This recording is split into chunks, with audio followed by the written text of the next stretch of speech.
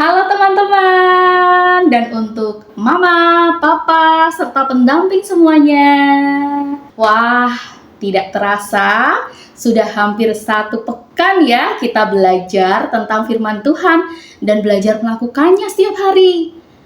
Nah, bagaimana teman-teman untuk lembar misinya?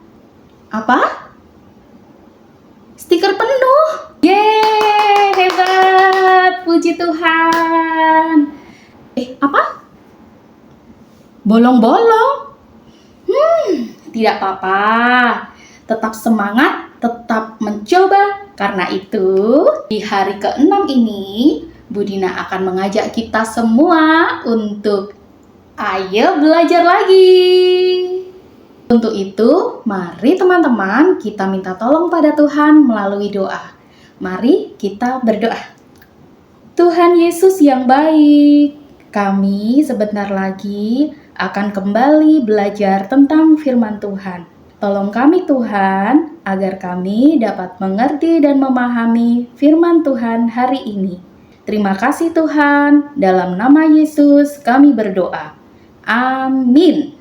Teman-teman, Bu Dina mau tanya dulu ya.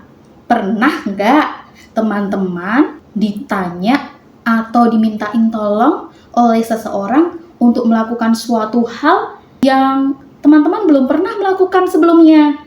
Contohnya, ini misalnya belum pernah dilakukan ya.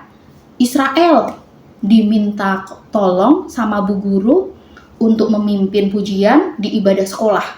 Atau contoh yang lain, Arya dimintain tolong sama pak guru untuk bermain gitar mengiringi teman-teman bernyanyi. Contoh lainnya lagi, Feli dimintain tolong sama mamah untuk mengikat rambut sendiri. Terus, bagaimana tanggapan teman-teman? Apakah teman-teman lalu bilang, oke, dan melakukannya? Atau, teman-teman bingung, takut, bimbang? Atau malah teman-teman langsung bilang, oh, tidak, aku tidak bisa. Teman-teman langsung menolaknya. Nah, teman-teman, coba mari kita mau sama-sama renungkan apa yang dikatakan Tuhan melalui firman-Nya hari ini. Kita mau buka Alkitab kita mau baca dari Matius 25 ayat 22 sampai 23. Di bagian yang warna merah paling atas, ya ada tulisannya MAT. Kita cari angka 25 yang besar, lalu kita cari angka yang kecil, angka 22 sampai 23. Kita baca bersama-sama dengan suara yang keras ya. 1, 2. Lalu datanglah hamba yang menerima 2 talenta itu. Katanya, Tuan, 2 talenta Tuan percayakan kepadaku. Lihat, aku telah beroleh laba 2 talenta. Maka kata tuannya itu kepadanya, baik sekali perbuatanmu itu, hai hambaku yang baik dan setia. Engkau telah setia memikul tanggung jawab dalam perkara yang kecil, aku akan memberikan kepadamu tanggung jawab dalam perkara yang besar. Masuklah dan turutlah dalam kebahagiaan Tuanmu. Teman-teman, sebenarnya ayat yang kita baca ini adalah sebagian dari cerita yang disampaikan oleh Tuhan Yesus kepada murid-muridnya, yaitu perumpamaan tentang talenta. Nah, teman-teman nanti bisa membaca ceritanya secara lengkap sendiri ya setelah ini, atau untuk teman-teman yang belum bisa membaca, bisa dibantu mama papa atau pendamping lain untuk membantu membacakan ceritanya.